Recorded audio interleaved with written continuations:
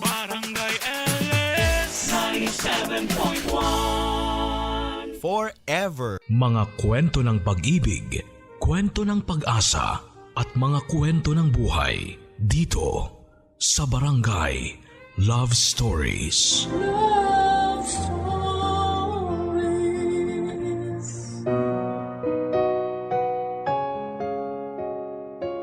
Ang respeto ay hindi lang dapat na ibinibigay sa kapwa natin. Dahil sa lahat ng oras, hindi ito dapat na mawala para sa ating sarili kung gusto nating irespeto rin tayo ng ibang tao.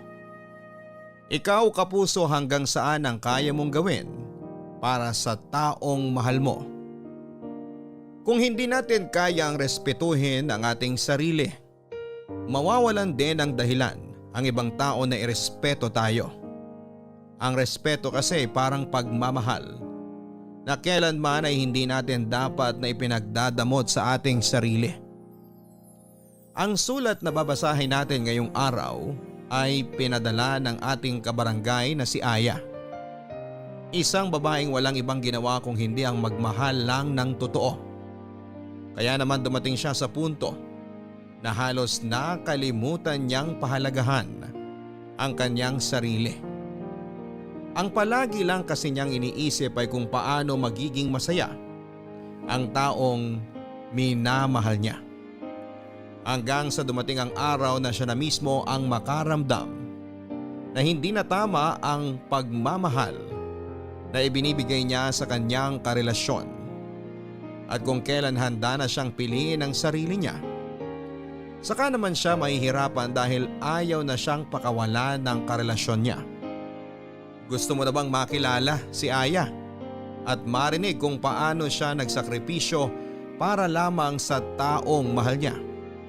Handa ka na bang mainis at maiyak sa kwento ng buhay niya? Kagaya ka rin ba niya na todo-todo kung magmahal? Yung tipong wala nang tinitira na pagmamahal at respeto para sa sarili mo? O mas pipiliin mong makalaya sa isang relasyon na ikaw na lang mag-isa ang nag-e-effort? Si Aya kaya, paano niya na-realize na mali na ang paraan niya ng pagmamahal? Nagsisi kaya siya na sarili naman niya ang pinili niya kesa sa taong mahal niya? Malalaman natin ang landas na pinili niya dito sa mga kwento ng pag-ibig, buhay at pag-asa sa nangungunang Barangay Love Stories. Dear Papa Dudut, kapag nagmahal tayo ng ibang tao ay hindi natin sila dapat na minamahal ng higit pa sa ating sarili. Dahil pwedeng unti-unti nating makalimutan na irespeto ang sarili natin kapag sinimulan na nating paikutin ang ating mundo sa ibang tao. Magandang araw Papa Dudut at sa mga kagaya ko na palaging nakikinig sa live stream ng inyong programang Barangay Love Stories. Itago niyo na lamang po ako sa pangalang Aya. 25 years old, taga Negros Occidental at nagnenegosyo ng mga beauty product. Matagal niyo na rin po akong tagapakinig at dahil halos lahat ng kwentong inyong iniere ay talaga namang nakapag-iiwan ng malaking aral sa buhay. At dahil alam ko na may aral din itong kwento ng buhay ko ay naisipan ko na itong ibahagi sa inyo. Nasa first year college ako Papa Dudut nang makilala ko si Jed. Magkaiba kami ng kurso pero may ilang subject na magkaklase kami. Madalas siyang tumatabi sa akin kaya naging close din talaga kaming dalawa. Hanggang sa niligawan na niya ako at sinagot ko rin naman siya bago matapos ang second semester namin sa first year. Siya kasi talaga yung tipo ng lalaki Papa Dudut na matangkad, gwapo at active sa mga sport activity. Kaya hindi ko na rin pinatagal noon ang panliligaw niya sa akin. At dahil hindi pa pwede kay mama na mag-boyfriend ako, pinakilala ko lang si Jed noon bilang kaibigan at kaklase ko. Mabait namang boyfriend si Jed, makulit siya at palabiro kaya tumagal din ang halos 2 taon noon ang relasyon namin Papa Dudut.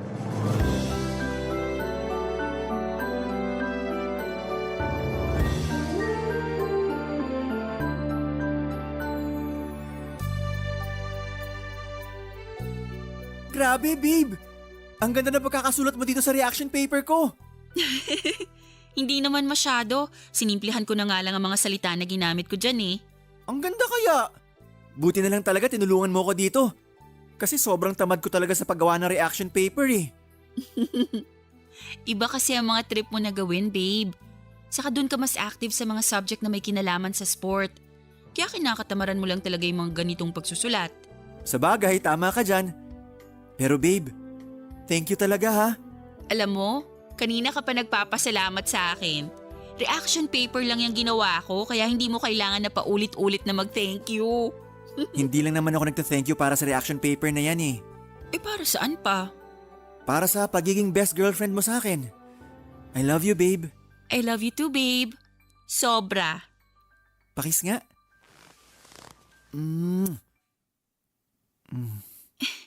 Babe, sandali lang. Bakit? Baka dumating na yung mga kasama mo dito sa boarding house. Mamayang gabi pa sila uuwi. Babe, sandali lang. Itigil mo na muna yung ginagawa mo sa akin. Babe, sabi ng teka lang eh. Ano bang problema mo? Bakit ka sumisigaw dyan? Hindi naman ako sumisigaw. Eh kasi naman, binubuksan mo na tong butones ng blouse ko. Eh ano naman? Boyfriend mo naman ako at girlfriend kita. Magto 2 years na nga tayo tsaka dati na naman natin ginagawa to, babe. Oo nga, pero hanggang bewang lang yung kamay mo dapat. Sinabi ko na yun sa'yo, di ba? Bakit parang gusto mo nang ipasok sa loob ng blouse ko yung kamay mo kanina? Ang arte mo naman, Aya. Akala ko ba mahal mo ko? Mahal kita, Jed. Alam mo naman yun. Kung mahal mo ko, bakit nag-iinerte ka ngayon? Magdadalawang taon na tayo magkarelasyon pero parang wala ka pa rin tiwala sa akin. Babe, alam mo namang hindi totoo yung sinasabi mo. Mula nung unang araw na maging tayo, malaki na ang tiwala ko sa'yo. Babe, huwag ka nang magtampo. Payakap nga ako sa babe ko. Kung mahal mo talaga ako, ibibigay mo ang gusto ko. Aya, matagal naman na tayo magkarelasyon. Baka naman kahit isang beses lang subukan natin gawin to. Normal naman to eh. Di ba nga sabi nila, pinapatibay daw ng sex ang relasyon ng dalawang taong nagmamahalan. Kaya kapag ginawa natin yun, sigurado ako na mas lalong titibay ang relasyon nating dalawa.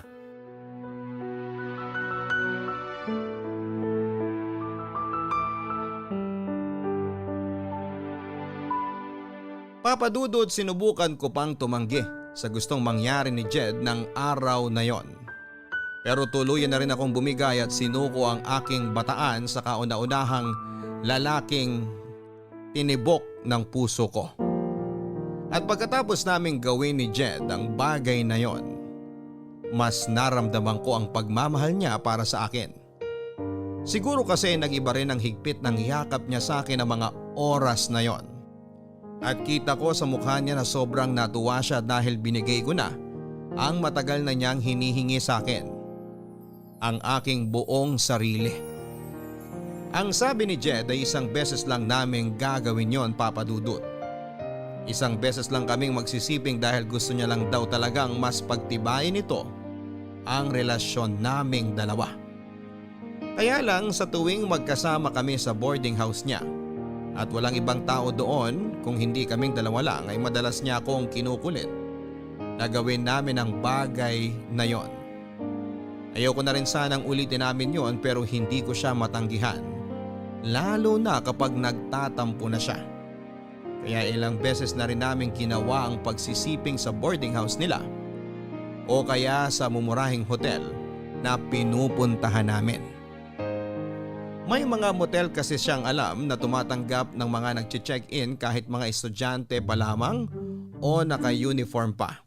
Kaya tuwing once rin namin ay hindi pwedeng kay Jed na walang mangyayari sa aming dalawa, Papadudot. Happy 2nd anniversary, babe! Happy anniversary din, babe. Thank you kasi pumayag ka na dito tayo sa motel mag-celebrate ng anniversary natin. Syempre naman, request mo to eh. Sa kabuti na lang din, isa lang ang klase ko ngayon. Kaya mas mahaba ang oras na magkasama tayong dalawa. Babe, sana hindi ka magsawa sa akin ha? Bakit naman ako magsasawa sa'yo? Mahal na mahal kita. Wala lang. Natatakot lang ako na mapagaya tayo sa iba na pagkatapos ng ilang beses na may nangyari sa kanila, bigla na lang silang naghihiwalay. Huwag kang mag-alala.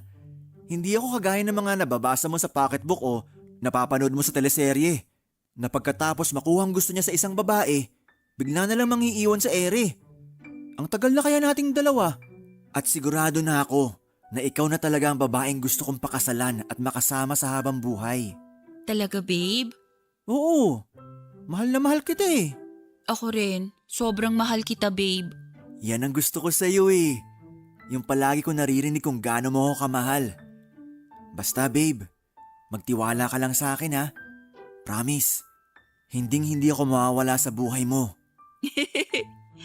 Ang sarap naman pakinggan nun, babe. Pakiramdam ko tuloy. Sobra mo talaga akong mahal. Yun ang totoo babe.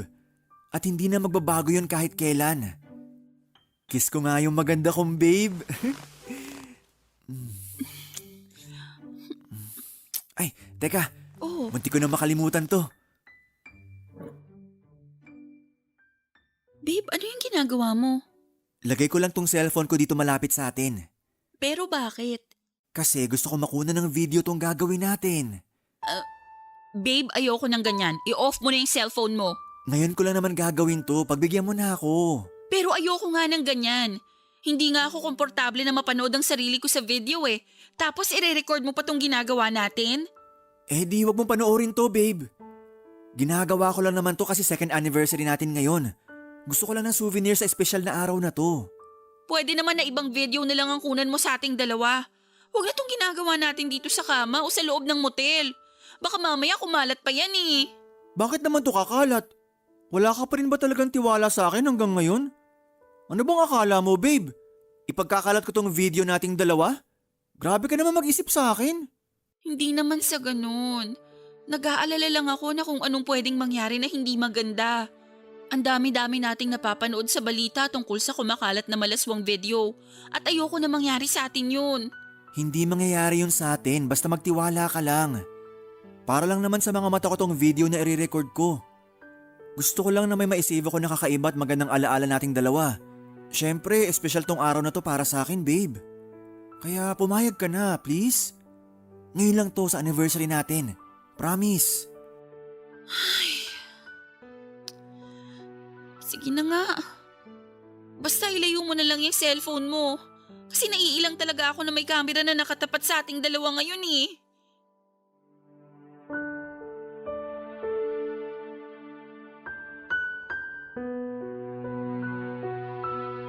Papadudot, ayoko talagang gawin yon, kaya lang ayoko rin na mag-away pa kami ni Jed sa second anniversary naming dalawa.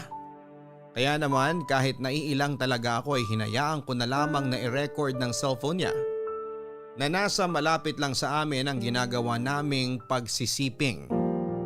Kaya lang hindi rin nakontento doon si Jed. Kinuha niya rin ang cellphone na yon at hawak niya yon habang nire-record ng malapitan ang ginagawa naming kalaswaan noon. Sobrang naiilang at nahihirapan akong kumilos noon.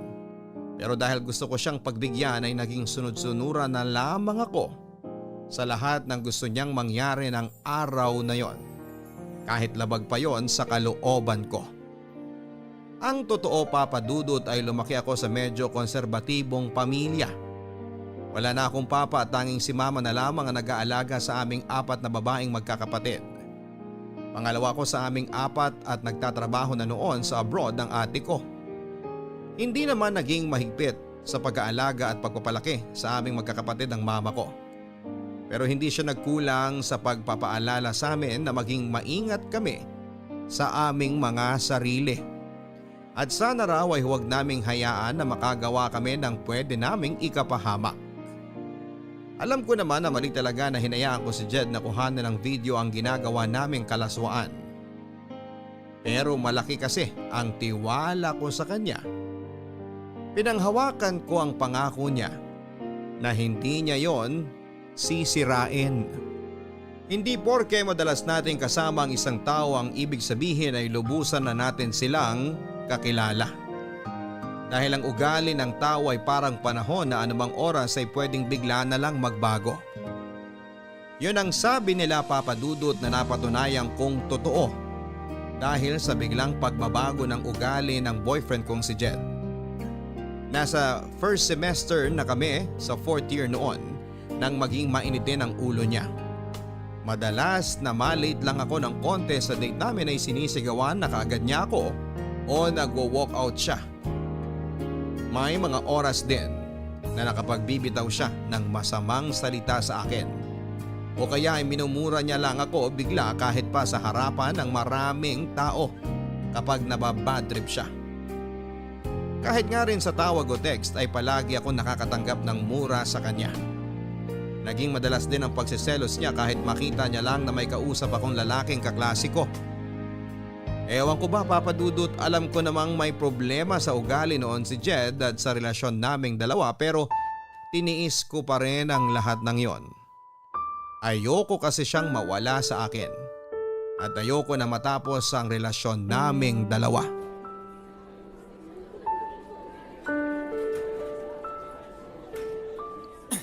Lika! Lika dito! Aray ko! Aray! Aray ko, babe! Nasasaktan na ako! Masasaktan ka lalo sa akin kapag hindi ka tumigil sa kakasalita mo dyan. Bitiwan mo nga kasi yung braso ko! Hindi naman ako lalayo sa'yo! O ayan, Aray! Hindi mo naman ako kailangang itulak! alam mo ikaw, ang arte-arte mo.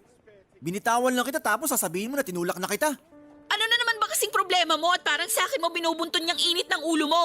Hindi ko binubunton sa iyong init ng ulo ko. Dahil ikaw mismo nagpapakulo ng dugo ko ngayon sa galit. Ano na naman bang ginawa ko sa'yo? Ano, Aya? Maang-maangan ka na naman talaga dyan? Jed naman eh. Sabihin mo na lang kasi sa akin kung ano man yung kinakagalit mo. Para hindi na ako naguguluhan dito. Ang galing mo rin talaga umarte, no? Akala mo ba hindi kita nakita kanina sa kantin? Nakikipagharutan ka kay Albert. Ako? Nakikipagharutan sa kanya? Bakit ko naman gagawin yun? Jed, kaya lang naman kami magkasama ni Albert. Kasi kagrupo namin siya ni Tess sa thesis namin. Ayan! Diyan yung nag-uumpisa, di ba? Yung kunwari gagawa kayo ng thesis. Pero ang totoo, naglalandian na kayong dalawa. Saan mo ba napupulot yung mga sinasabi mo na yan? Bakit? Hindi ba totoo? Siyempre hindi. Bakit ko naman gagawin yun? Boyfriend kita. At malaki ang respeto ko sa relasyon nating dalawa. So kapag hindi mo pala ako boyfriend, plano mo talagang landiin yung Albert na yon? Jed naman, ano ba? Saan ba talaga pupunta tong usapan na to? Tapatin mo nga ako, Aya. Type mo si Albert kaya lagi ka nagpapakyut doon, no? Ano na naman ba yung sinasabi mo? Alam mo, hindi na kita maintindihan. Saka yung takbo ng utak mo kasi... Aray ko, Jed!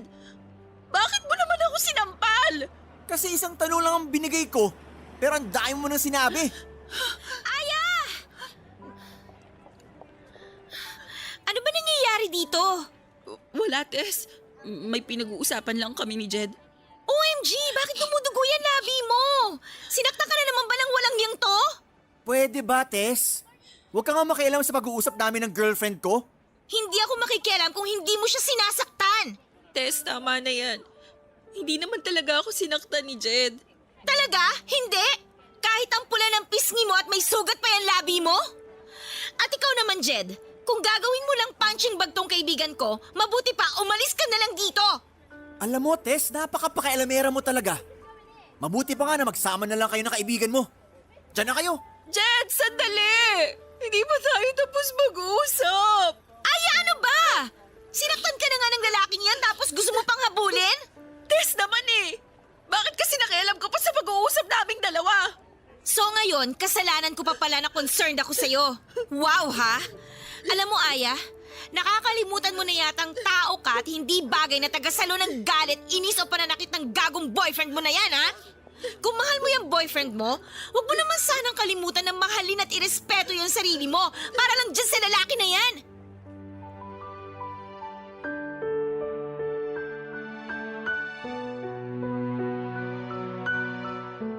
Papa Dudut, alam ni Tess na hindi yun ang unang pagkakataon na nasaktan ako ng pisikal ni Jed, kaya naman grabe rin talaga ang inis niya sa akin ng araw na yon.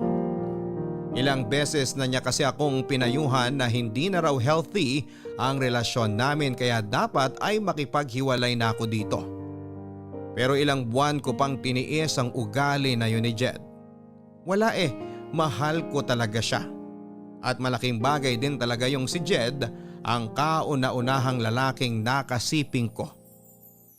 Aaminin ko na ang iniisip ko noon kaya ayaw ko makipaghiwalay sa kanya ay wala ng ibang lalaki ang magkakagusto sa akin kasi nga hindi na ako virgin. Na si Jed na ang gusto kong makasama sa habang buhay kasi sa kanya ko ibinigay sa kauna-unahang pagkakataon ng sarili ko na gusto kong pilitin na ayusin ang relasyon namin dahil ayokong mawala siya sa buhay ko. Kaya lang papadudot lahat naman tayo ay marunong mapagod sa pagtitiis hanggang sa makaramdam na lang tayo na gusto na nating sumuko.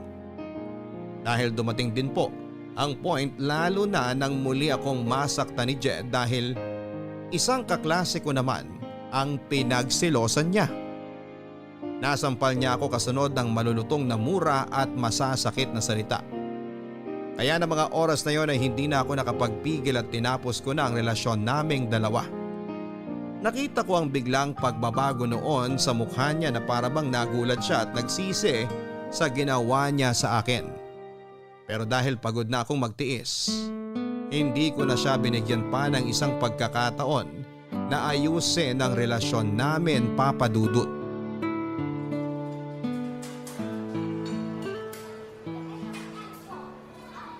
Tess, nasan ka na? Sorry ha, traffic kasi dito sa dinaanan ng jeep na sinasakyan ko pero malapit na ako dyan. Okay, si Albert mukhang malilate din kasi ang sabi niya sa text kanina, hindi raw kaagad siya makakaalis ng bahay nila. Natagalan daw kasi yung ate niya sa pamamalengke kaya hinihintay niya pang makauwi para may makasama ang mga pamangkin niya bago siya umalis. Naku, pasensya ka na, ang tagal mo tuloy naghintay sa amin ni Albert. Ayos lang, sisimulan ko na rin munang i-edit yung mga dapat na ayusin para sa thesis natin. Para pagdating nyo, ipapabasa ko na lang sa inyo. Okay, text kita kapag nakababa na ako ng jeep. Sige, ingat ka. Bye! Babe, Anong ginagawa mo dito, Jed? Saka paano mo nalaman kung nasan ako ngayon? Sinusundan mo ba ako? Hindi. May pinuntahan lang ako dyan sa malapit tapos nakita kita dito kaya nilapitan kita. Babe, please. Mag-usap naman tayo kahit saglit lang. Wala akong oras sa'yo, Jed. Malapit na ang deadline ng thesis namin kaya kailangan naming asikasuhin to. Saka pwede ba? Break na tayo kaya tigil-tigilan mo na yung pagtawag sa akin ng babe. Okay, fine. Hindi na kita tatawagin babe.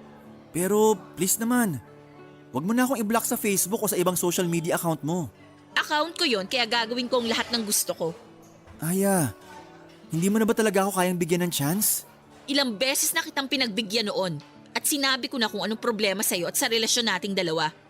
Pero hindi ka pa rin nagbago at lumala pa yung pagiging seloso mo at pananakit mo sa akin. Pero baka naman pwede mo pa ako pagbigyan kahit isang pagkakataon na lang. Hindi yung parang ang bilis mo akong binitawan kagaya nito. Ilang chance pa ba ang gusto mo, Jed?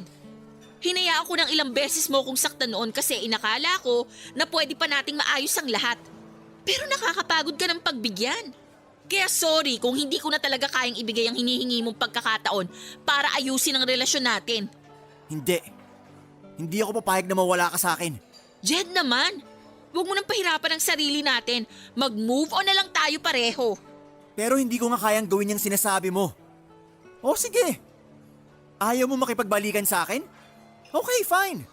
Pero wag mo akong sisisihin ha. Kapag nakita mo ang sarili mo sa kumakalat na malaswang video. Ha? Anong ibig mong sabihin? Alam mo kung anong tinutukoy ko, Aya. Kaya pag-isipan mo tong mabuti. Makikipagbalikan ka sa akin? O may malaswang skandal mo nakakalat sa school natin?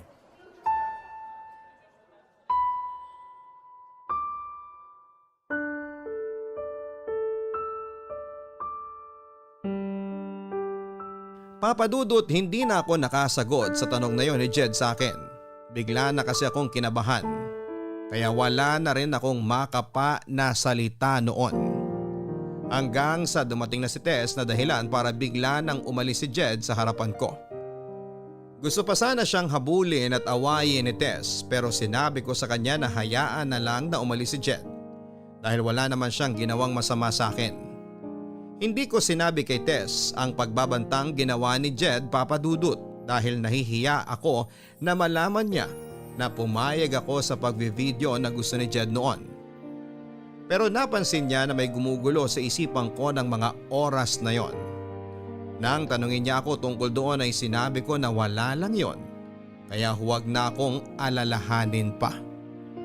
At nang dumating ang isa pa naming kagrupo sa thesis na si Albert ay pinilit ko ang sarili ko na mag-focus sa dapat naming gawin at pag-usapan na tatlo. Sobrang hirap, Papa Dudut, dahil sobrang nag-aalala ako na baka totohanin ni Jed ang pagbabanta na ginawa niya sa akin ng araw na yon. Nang makauwi ako ng bahay, Papa Dudut, ay hindi pa rin maalis sa isipan ko ang pagbabanta ni Jed tungkol sa video na ginawa naming dalawa. Pero pilit kong kinumbinsi ang sarili ko na hindi naman siguro gagawin ni Jed na ikalat ang video na yon dahil naniniwala ako na kahit papaano ay may respeto at pagmamahal pa rin siyang natitira para sa akin. Kaya lang, Papa Dudut, hindi pa rin siya huminto sa panggugulo sa akin. Kapag nakikita niya akong walang kasama sa school, ay nilalapitan niya ako at pilit na kinakausap. Gumagamit din siya ng mga dummy accounts sa Facebook para ma-message niya ako at sinasabi niya na balikan ko na siya. Sinubukan ko na pakiramdaman noon ang sarili ko, Papa Dudut, kung may pagmamahal pa ba akong nararamdaman kay Jed na pwede kong gawing dahilan para balikan siya. Kaya lang, wala na talaga. Sadyang napagod na ang puso ko noon na mahalin siya kaya nagmatigas ako sa desisyon ko na hindi muli pang makipagbalikan pa sa kanya.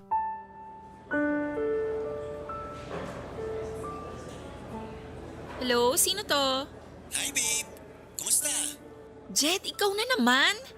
Oh, teka! Relax ka lang babe! Jed, pangatlong palit ko na ng SIM card to. Paano mo ba nalalaman tong bagong cellphone number ko? Nakalimutan mo yata na marami tayong common friends. Ewan ko sa'yo. Wala naman tayong dapat pag-usapan kaya ibababa ko na tong… Oops! Huwag mong ibababa tong tawag. Dahil kung hindi, magsisisi ka talaga. Matagal na akong nagsisi at yun yung araw na hinayaan kong pumasok ka sa buhay ko. Grabe ka naman, Aya. Kung makapagsalita ka, parang hindi kita napaligaya sa kama. Pwede ba? Kung mambabastos ka lang, humanap ka na ng ibang kakausapin mo kasi wala akong panahon sa'yo.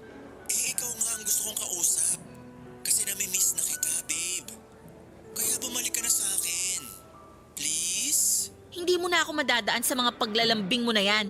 Sige na, bye! Buwisit talaga yung lalaki na yun kahit kailan. Aya, nandito ka lang pala sa kantin.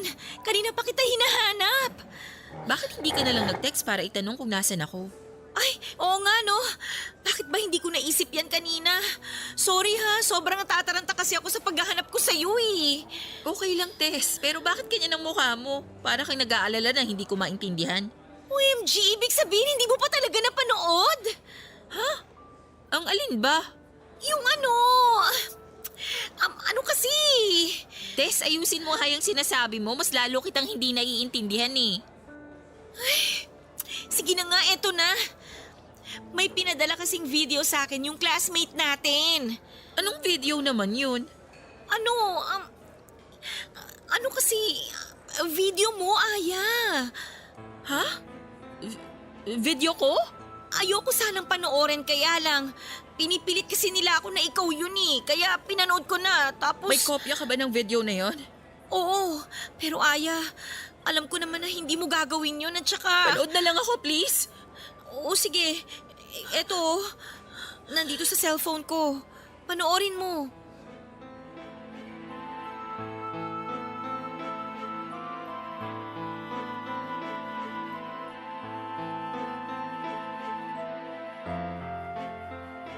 Halos maiyak ako nang makita ko ang sarili ko sa video na pinapanood sa akin ni Tess, Papa Dudut.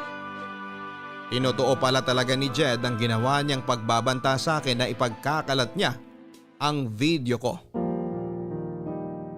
Ang malaswang video na kinuhanan ni Jed noong magkasama kaming dalawa sa isang motel. Kaya lang sa video na yon, Papa Dudut, halos mukha at katawan ko lang ang kita dahil edited na yon. At pakiramdam ko noon ay bigla na lang akong pinagtinginan sa loob ng kantin at pinagbubulungan kahit naka-earphone naman ako ng mga oras na yon.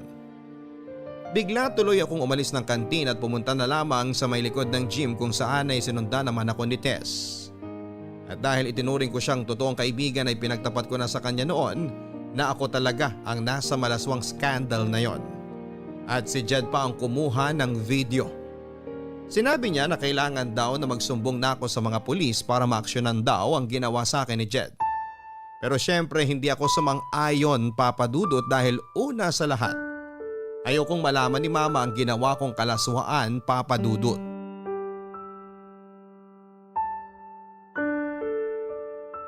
Girl, hindi ka na naman pumasok sa klase natin kanina. Masama kasi yung pakiramdam ko pero medyo okay naman na ako ngayon.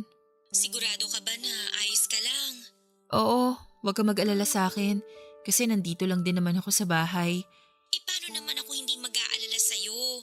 2 araw ka nang hindi pumapasok sa mga klase natin. Oo nga pala, Aya.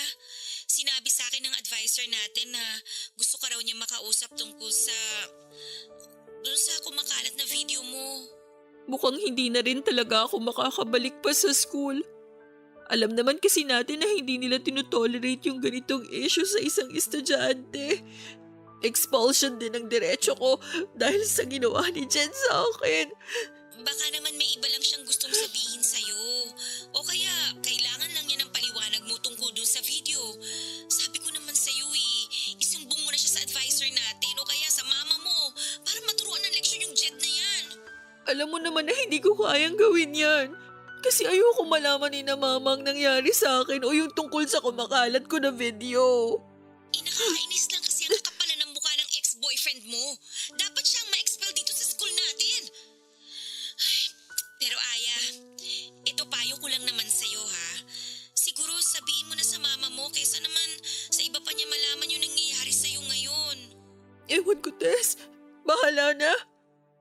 Sige na, ibababa ko na tong tawag kasi kailangan ko na rin magluto para sa hapunan namin. Okay, sige. Basta tawagan mo ako kapag kailangan mo ng kausap ha. Oo, salamat. Bye.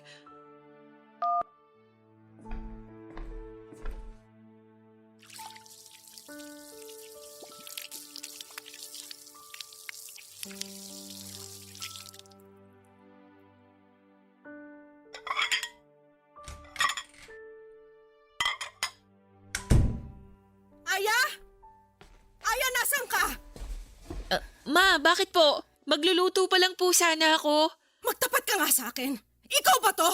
Oh, Ma, sino pong nag-send ng video na yan sa cellphone nyo? sabihin mo sa akin. Hindi naman ikaw to, di ba? Kamukha mo lang tong babaeng nasa malaswang video na to. Alam ko na hindi ikaw to kasi hindi mo magagawa ang bagay na to. Aya, sumagot ka! Sabihin mo sa akin na hindi ikaw to.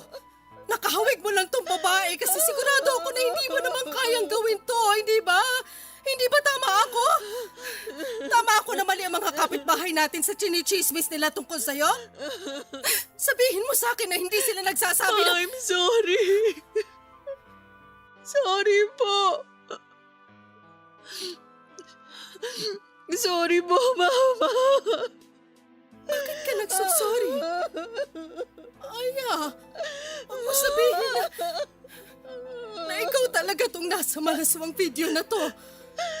Opo, Mama. Ako po, pero hindi ko naman po ginusto. Malandi kang babae ka! Paano mo nagawa to sa sarili mo?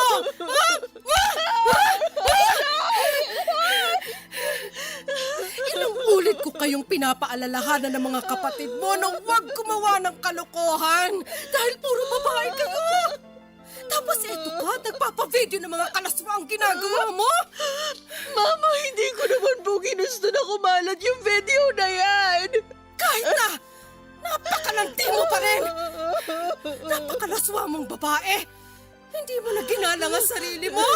Hindi mo na nirespeto yung katawan mo. Nakakahiya ka.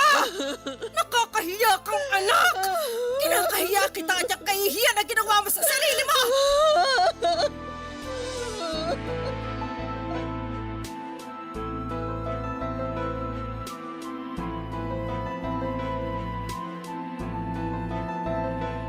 Papadudot yon ang kauna-unahang pagkakataon na nasaktan ako ni mama ng pisikal at mapagsabihan ng masasakit na salita.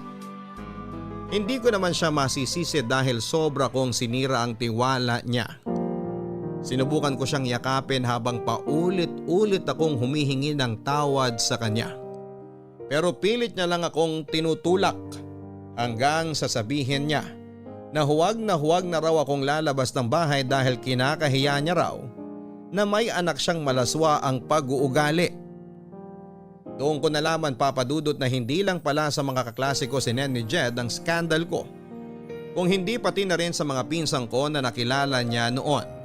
Kaya kumalat na rin yon pati na sa iba pa naming kamag-anak at pati na rin sa mga kapitbahay namin. Pinagkalat niya ang video ko gamit ang kanyang dummy account sa Facebook. Sinubukan kong tawagan si Jed pero hindi na niya sinasagot ang tawag ko. Gusto ko kasing makiusap sa kanya na hinto na niya ang ginagawa niyang pagpapakalat ng video. Gulong-gulo na talaga ang isipan ko kung ano ang dapat kong gawin noon, pero dahil alam ko na masyado nang mabilis ang pagkakalat ng balita, alam ko rin na hindi ko na mapipigilan pa ang pagkalat ng skandal ko sa social media at iba't ibang panig ng mundo, Papadudot. Mula nang malaman ni mama ang tungkol sa kumalat na skandal ay hindi na ako halos nakalabas ng bahay, Papadudot. Hindi dahil sa ayaw ni mama na lumabas ako, kung hindi dahil ako mismo ang nahihiya sa nangyari. Pakiramdam ko kasi lahat ng taong nakakakilala sa akin ay alam na ang tungkol sa skandal ko. Hindi na rin talaga ako pumasok sa school noon dahil alam ko na lahat ng estudyante doon ay napanood na ang malaswang video ko at pwede rin na ma-expel ako dahil sa issue na yon. At nag-deactivate na rin ako ng social media account ko dahil napuno na ng mga message na tungkol sa skandal ang inbox ko. Nang makausap ko naman ang ate ko na nasa abroad ay halos maiyak din siya sa galit habang pinagsasabihan ako, Papadudot. Wala naman akong ibang nagawa noon kung hindi ang paulit-ulit na mag-sorry sa kanya. Si mama naman ay hindi na rin ako masyadong kinikibo sa bahay at hindi ko rin masyadong kinakausap noon ang dalawa kong kapatid. Pareho silang nasa high school noon kaya alam ko na aware na rin sila tungkol sa video ko. Papadudot, gusto ko na rin talagang maglayas noon pero wala naman akong alam na ibang pwedeng puntahan. Kaya naman kinulong ko na lamang ang sarili ko sa lungkot at pagsisisi sa loob ng kwarto.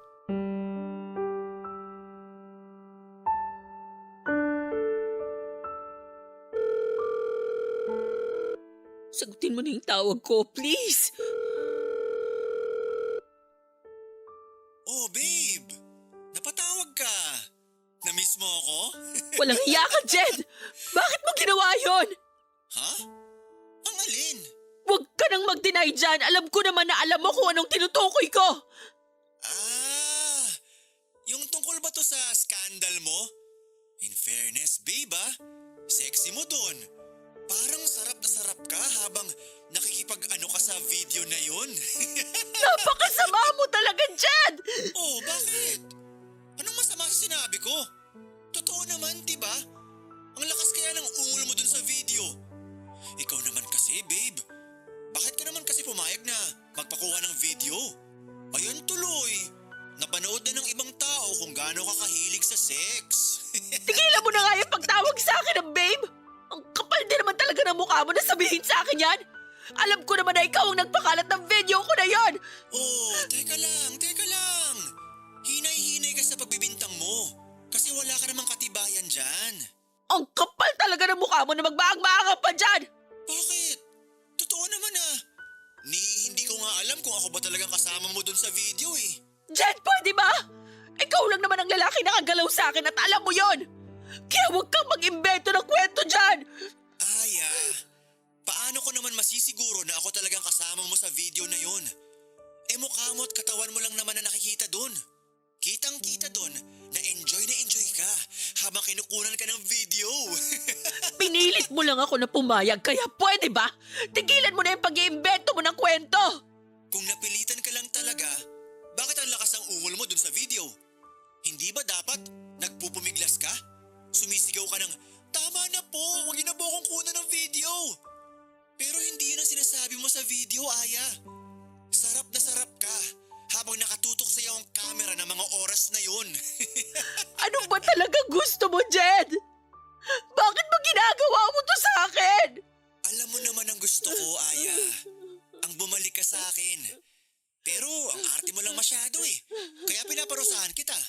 Wala naman akong kasalanan sa'yo. Tinapos ko naman ang maayos ang relasyon nating dalawa at sinabi ko sa iyong dahilan kung bakit ayoko na. Ayaw mo na talaga? Ganun na lang talaga yon? Oo nga pala, may naalala ako. Ikaw, naaalala mo pa ba? Yung nakaluhod ka? Habang nakatutok yung cellphone ko sa'yo? Hindi ko pa pala yun nasisend sa mga kaibigan natin o kamag-anak mo. Dahil gusto kong pagsawaan mo ng panoorin yun bago ko ipasa sa kanila. Jed, please! Itigil mo na to! Maawa ka naman sa akin. Halos itakwil na ako ni Mama nang dahil sa video na pinakalat mo. Hala, talaga? Sorry hindi ko alam eh. Pero sige, hindi ko na ikakalat yung video na nakaluhod ka. Sa isang kondisyon, pumunta ka sa lugar na i-text ko sa'yo.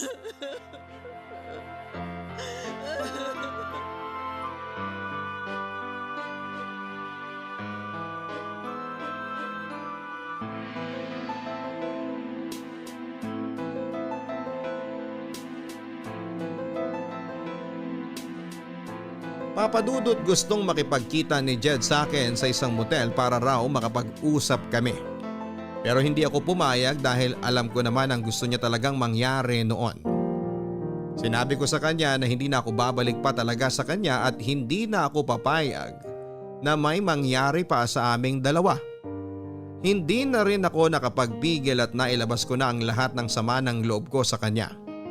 Mula sa pagiging seloso niya, mapanakit na boyfriend hanggang sa pagkawala ng pagmamahal na dati kong nararamdaman para sa kanya. Naramdaman ko rin ang galit niya noon sa boses niya at muli akong pinagbantaan na ipagkakalat niya ang isa ko pang malaswang video. Nagtapang-tapangan ako at sinabi ko na hindi ako natatakot sa kanya. Kaya lang kinagabihan papadudot ay tinawagan ako ni Tess para sabihin na may kumalat na namang bagong video ko.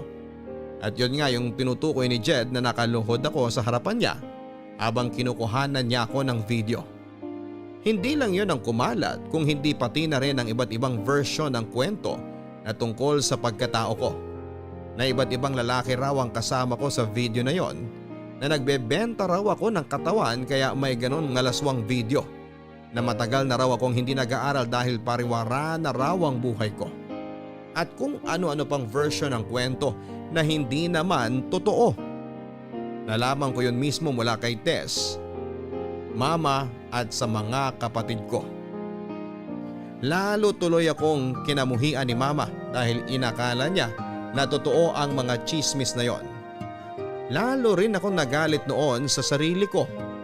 Pakiramdam ko noon ay pati ako ay nandidiri na sa katawan ko dahil sa video na yon. Para bang nawala na ako ng kakampi at dahilan para mabuhay. Dahil puro kahihiyan na lamang ang binibigay ko kina Mama. Papadudot, alam kong mali pero dahil sa sobrang na-stress at na-depress na ako sa nangyayari sa buhay ko ng mga oras na yon, ay hindi ko na napigilan ang sarili ko na subukang tapusin ang buhay ko.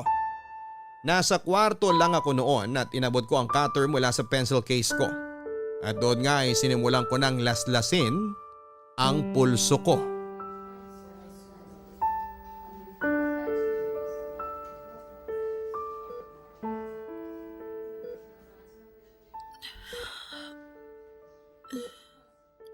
Tess? OMG, Aya! Sa wakas, gising ka na. Nasaan ako? Ano ka ba, girl? Hindi mo ba natatandaan kung anong nangyari sa'yo at anong ginawa mo sa sarili mo? Malabo yung naaalala ko. Basta sobrang sakit ng ulo ko at braso ko ngayon. Ay nako, pinagtangkaan mo lang naman na masama ang sarili mo. Mabuti na lang at naisipan kong dumalaw sa inyo kagabi kasi kung hindi, baka hindi ka katukin ng mama mo sa kwarto mo. At doon nga, nakita ka namin na wala ng malit, duguan yung mga kamay mo. Akala ko, panaginip lang ang lahat. Totoo pa rin pala. Totoong pinakalat palalo ni Jed ang skandal ko. Pero Aya, hindi mo pa rin dapat ginawa yun. Alam mo naman na malaking kasalanan sa Diyos ang pagtangkaan ng masama ang mga sarili natin, di ba? Hindi mo kasi ako naiintindihan. Dahil wala ka sa kinatatayuan ko. At hindi ikaw yung may malaswang video na kumakalat ngayon. Kahit na, kasalanan pa rin sa Diyos yung ginawa mo. At isa pa, hindi naman matutuldo ka ng problema mo kapag ginawa mo ulit yan. Hindi ka magiging totoong payapa. Kahit kailan hindi naging sagot sa mga problema natin ang pagtangkaan ng masama ang sarili natin. Marami tayong pwedeng gawin para lang maging totoong maayos ang buhay natin. At ang kauna-unahang dapat nating gawin ay ang magpakatatag sa lahat ng pagsubok kagaya ng dumating sa'yo. Alam ko naman yun. At nagsisisi naman talaga ako sa ginawa ko sa sarili ko. Tama si Mama na dapat binigyan ko ng respeto ang sarili ko at katawan ko. Dapat hindi ako pumayag sa lahat ng mga gustong mangyari noon ni Jed. At naiinis lang ako kasi ang tanga-tanga ko. Kasi naging sobrang mahina ako. Yes, sorry kung natagalan ako sa... Aya? Ay, salamat sa Diyos. Sa wakas nagising ka na. Lalabas po muna ako para magkape, tita. Sige, Iha. Salamat ulit sa pagbabantay sa anak ko, ha? Wala pong anuman, tita. Aya, balik na lang ako mamaya, ah.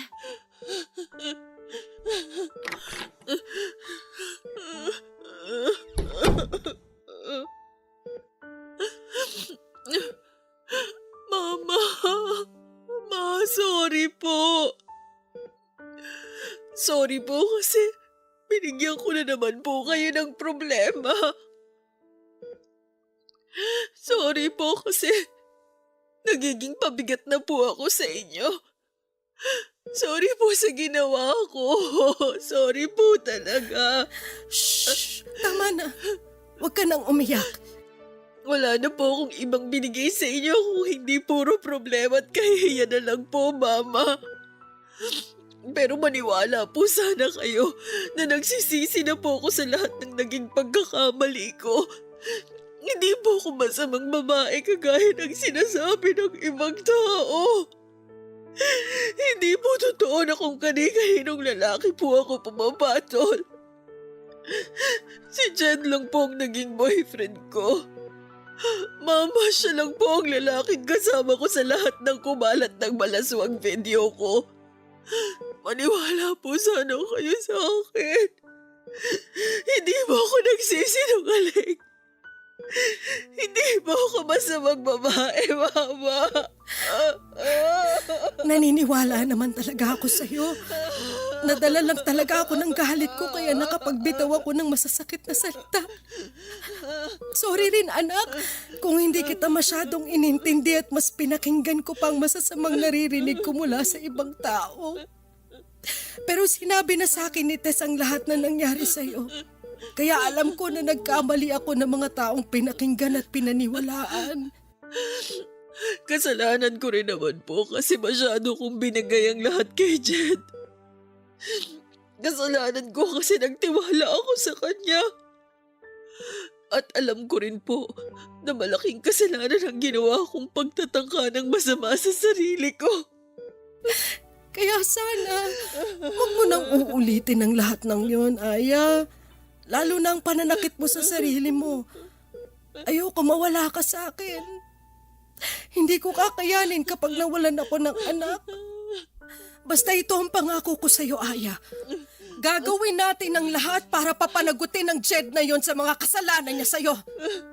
At tutulungan ka namin ng mga kapatid mo na maibalik sa normal ang buhay mo. Papadudot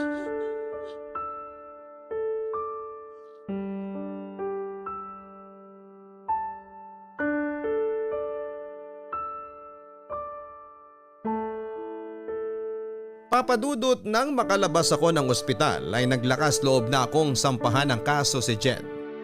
Gusto ko na rin kasing matapos ang panggugulong ginagawa niya sa akin noon at isa pa, pinaramdam na ni na mama sa akin noon na sosuportahan at tutulungan nila akong maibalik ang normal na buhay ko.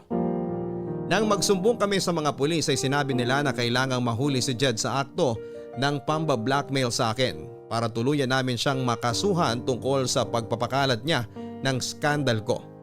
Kaya naman ang muling mag-text si Jed tungkol sa isa pang video ko na sinasabi niyang ipagkakalat niya. Sinabi ko na makikipagkita na ako sa kanya at papayag na ako sa gusto niyang mangyari. At sa araw na dapat ay pagkikita naming dalawa ni Jed ay doon natapos sa panggugulo niya sa akin dahil kasama ko ang mga pulis na humuli sa kanya. Grabe ang iyak ko nang muli kaming magkaharap ni Jed sa presinto, Papa Dudut. Saglit ko siyang nasampal, nasabunutan at nasigawan. Pati si Mama ay galit na galit din sa kanya. Pero mas nangibabaw ang mga sigaw ko noon habang kausap ko siya. Sa mahigit 2 taon kasi ng relasyon naming dalawa ay wala akong ibang ginawa kung hindi ang mahalin siya at gawin ang lahat ng gusto niya. Pero ang pagsira pa pala sa buhay ko, ang isusukli niya sa lahat ng pagmamahal na pinaramdam ko sa kanya.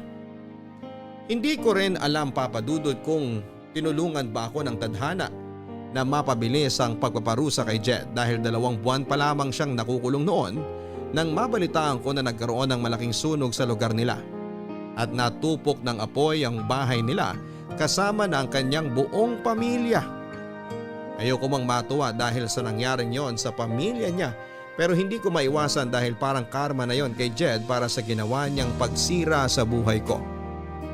Papadudot, dahil po sa dami ng problema ang kinasangkutan ko noon ay hindi na ako nakabalik pa sa pag-aaral. Nalaman na rin kasi ng advisor namin at iba pang may mga mataas na katungkulan sa university ang nangyaring gulo sa buhay ko. At balak na rin nila akong i-expel kaya ako na lang ang nag-drop out mula sa pag-aaral. Nagawa namang maipasa ni na Tess lang thesis nila kahit na wala ako sa grupo. Nasa bahay na lamang ako pero palagi naman akong kinakausap ni na Mama at ng mga kapatid ko. Palagi nilang pinaparamdam sa akin na sa kabila ng mga nangyari, nasa tabi ko lang daw sila at hindi nila ako iiwanan.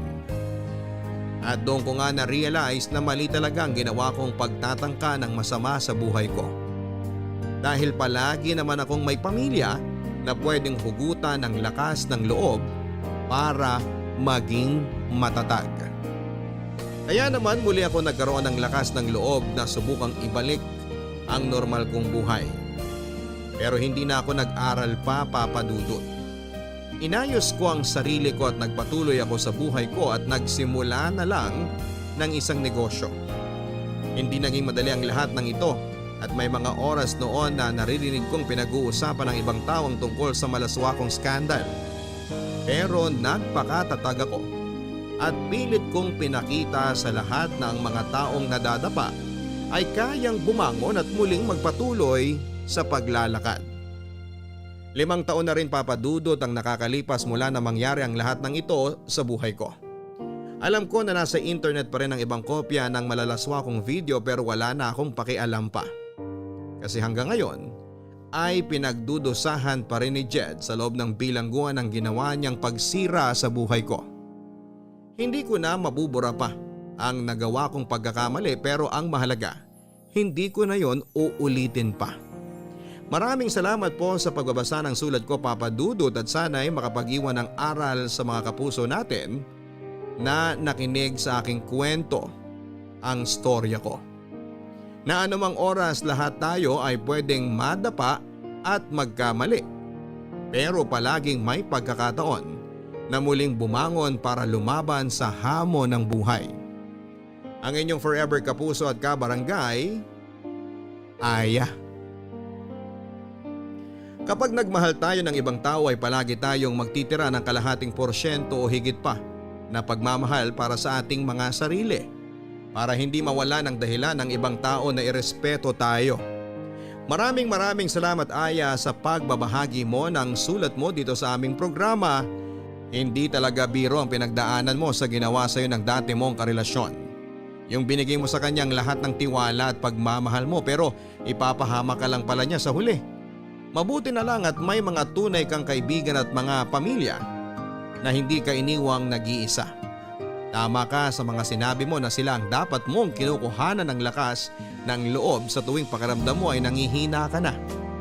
Pero sa susunod na maramdaman mo na para bang wala kang kakampi sa mundong ito ay magdasal ka lamang Aya, no? Magdasal ka at ipararamdam sa iyo ng buong may kapal.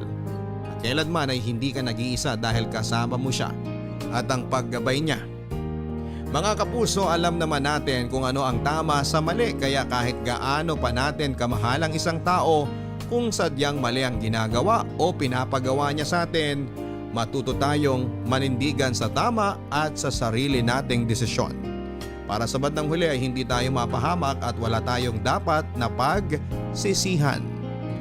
Hanggang sa muli, ako po si Papa Dudut sa mga kwento ng pag-ibig, buhay at pag-asa dito sa Barangay Love Stories number 1. Mga kwento ng pag-ibig, kwento ng pag-asa at mga kwento ng buhay dito sa Barangay Love Stories. Love Stories. Forever! Forever! Nagustuhan ng iyong napakinggan? Ituloy yan via live stream sa www.gmanetwork.com/radio. Barangay Love Stories. Love Stories. May mga taong kulang ang pagmamahal sa sarili. Kaya naman hinahanap nila ito sa ibang tao. At kadalasan ay wala silang pakialam kahit na may nasasaktan na sila at may naaapakan. Ikaw kabarangay, naranasan mo na bang maging makasarili sa ngalan ng pag-ibig?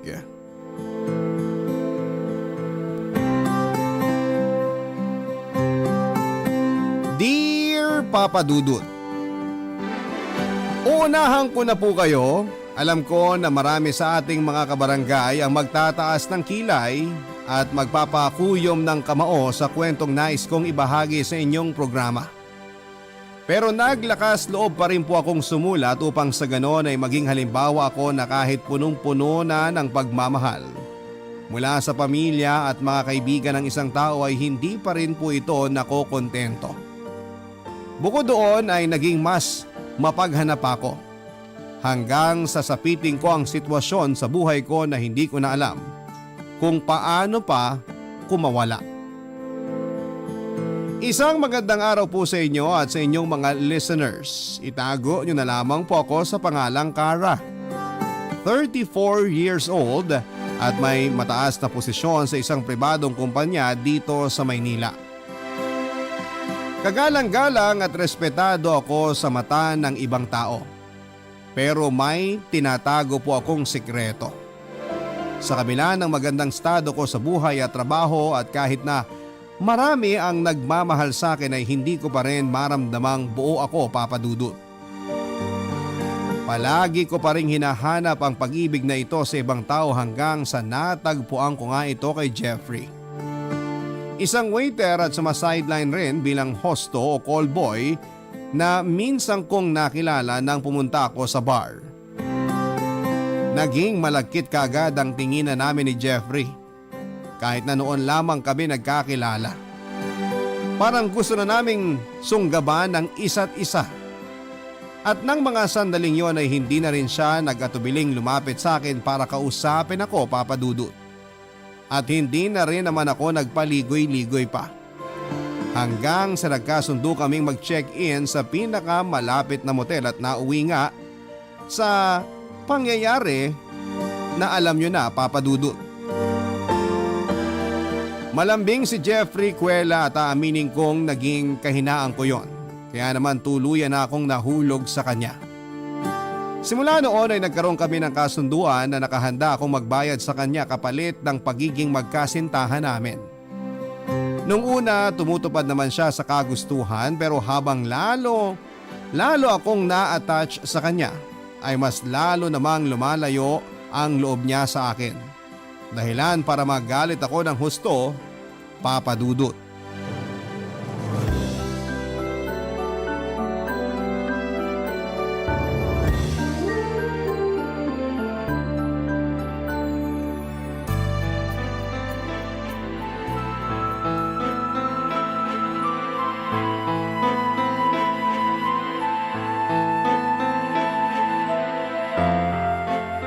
Jeffrey, pwede ba tayong mag-usap? Ikaw na naman? Ano bang ginagawa mo rito? At saka hindi mo ba nakikita may trabaho ko? Diyan pa kami ngayon. Huwag kang istorbo. Anong storbo? Hoy, wala akong pakialam kung may trabaho ka dito. Ang gusto ko, mag-usap tayo. Bad trip ka talagang babae ka. Ano bang gusto mong pag-usapan natin? Marami, Jeffrey. Bakit mo ba ako iniiwasan? Bakit hindi mo na sinasagot ang mga text, chat at tawag ko? May problema ba tayo? Nagkukulang na ba ako sa binabayad ko sa'yo? Sabihin mo, dadagdagan ko! Pwede ba, Kara? Wala na akong pakialam kung lakihan mo ang binabayad mo sa akin. Dahil ang gusto ko lang, lumayo na sa'yo. Naaalibadbaran na ako sa pagmumukha mo. Ayoko nang umaali-aligid ka at lumalapit sa akin. Tarantado ka pala eh! Ay! Ano ba? Itigil mo yan, gago ka! May kasunduan tayo, nakalimutan mo na ba? Wala na akong pakialam sa sinasabi mong kasunduan. Sa wala naman tayong pinirmahang kontrata, kasulatan o dokumento na nagpapatunay sa kasunduan sinasabi mo. Ang ibig sabihin, pwede mapawalang bisa yon kung kailan ko gustuhin. At ngayon na yon. Kaya please lang, lumayas ka sa harap ko. Hindi mo ako pwedeng itapon na lang basta-basta dahil malaki na ang puhunan ko sa'yo, hayop ka!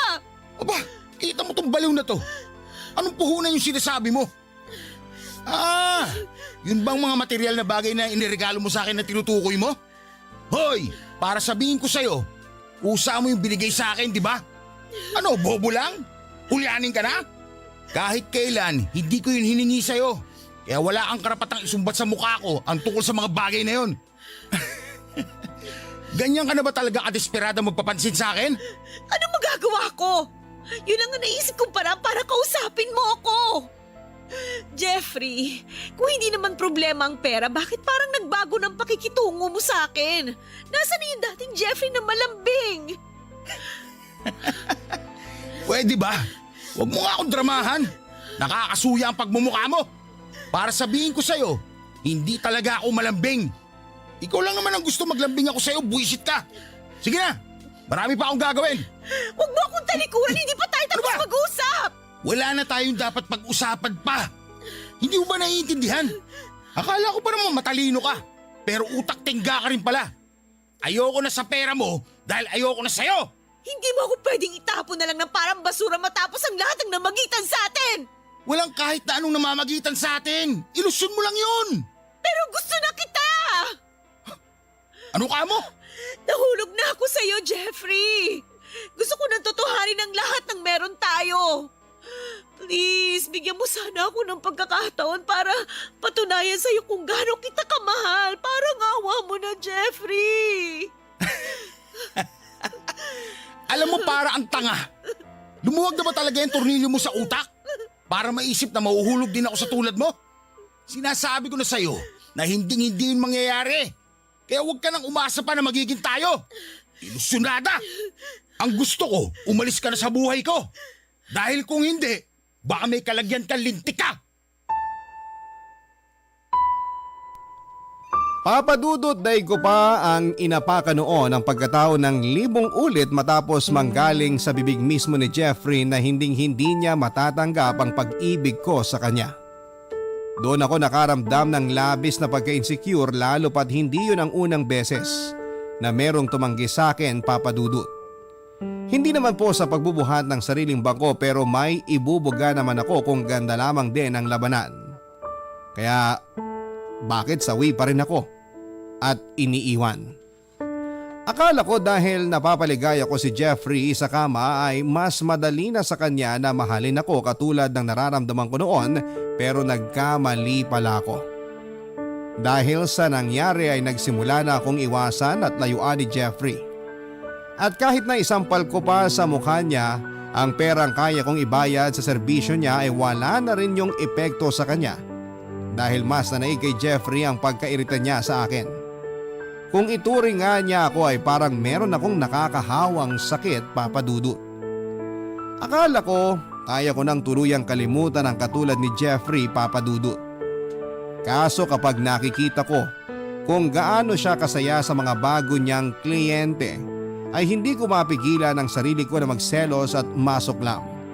Sa huli ay wala rin naman ako nagawa. Ayoko nang kawawain na sa kanya ang sarili ko dahil kung ayaw niya sa akin ay kawalan niya yon. Kaya nga kahit masakit at malungkot ay tiniis ko yung pakiramdam at umarting hindi nasasaktan. Nang mga panahon na yon ay nagbalik sa alaala ko ang kauna-unahang lalaki na minahal ko ng gusto. Ngunit tulad ni Jeffrey ay hindi rin napa sa akin.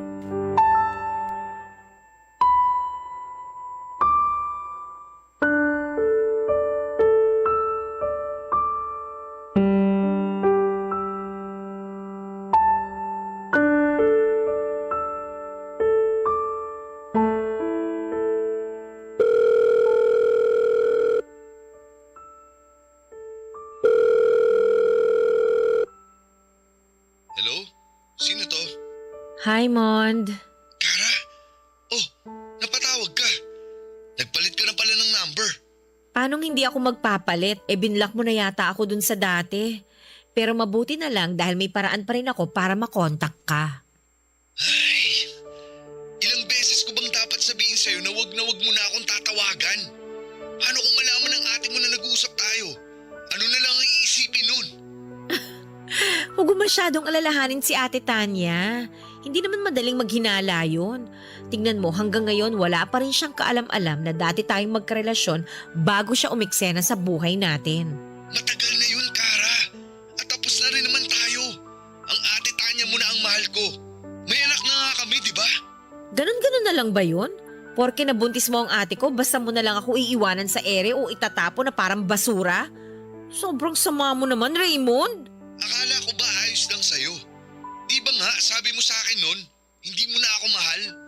Madalas na tayo nag-aaway. Nasusuya na ako. Kaya ka ba naghanap ng iba? At ang galing mo naman dahil ate ko pa talaga ang napili mo, no? Ganyan ka na ba talaga kasamang tao? Alam mo, hindi kita maintindihan. Kung umasta ka, akala mo may nagawa akong malaking kasalanan sa'yo.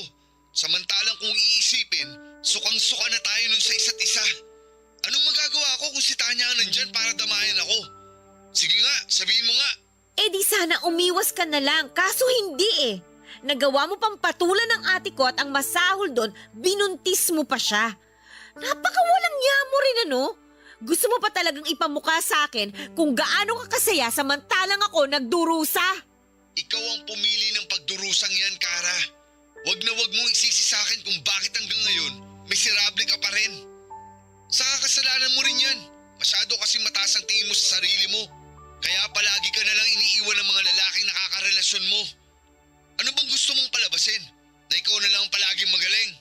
Kung inaakala mo na susunod sa lahat ng gusto mo ang magiging karelasyon mo, pues, diyan ka nagkakamali. Ayaw na ayaw naming mga lalaki yung may nagdidikta sa amin. Kaya siguro hindi nag-workout yung relasyon natin nun dahil sa pagkakontrolling mo. Huwag mo isisi sa akin kung ganito ako. Ano magagawa ko kung ganyan lang kayo? Sa lagay, gusto mong igaya ko sa inyo ang sarili ko? Samantalang alam na alam mo naman na hindi ako ipinanganak sa mundong to para tratuhing pangalawa lang sa lahat ng bagay, lalong-lalo na sa relasyon. Hindi ako katulad ng ate ko, Raymond. Hindi ako sunod-sunuran sa lahat ng gusto mo. Tandaan mo yan. At tandaan mo rin na ayoko sa mga babaeng katulad mo. Kaya bago pa magkandaletse-letse ang lahat, ibababa ko na tong phone. Malapit nang matapos maligo ang ate mo. Mamaya mahuli pa ako nung kausap ka. Baka kung ano pang isipin nun. Napakasama mo talaga. Wala kang konsensya. Tigilan mo na kasi ako.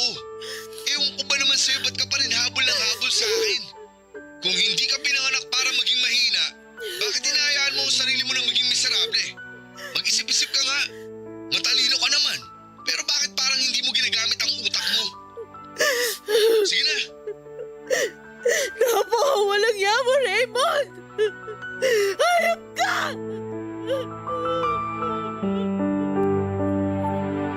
Papadudot karelasyon ko noon si Raymond bago sila nagkakilala ng ate Tanya ko. Nakilala ko siya pagka-graduate ko ng college at may sa ilang taon na rin ang relasyon namin nang nag-umpisa kaming magkalabuan. Nang mga panahon na yon ay nasa kasagsagan ako ng paghahabol ng promotion sa kumpanyang pinagtatrabahuhan ko, kaya naman aminado ko na naisantabi ko si Raymond at mas pinagtuunan ko ng pansin ang mga pangarap ko.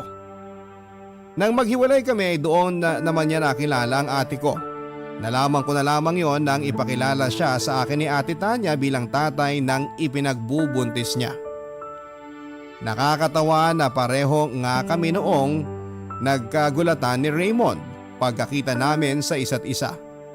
Siyempre hindi ko naman kasi sa kanya noon kinikwento ang tungkol sa pamilya ko. Ang alam lang ni Raymond ay may kapatid ako. Pero never naman niya itong nakita kahit na sa picture man lang.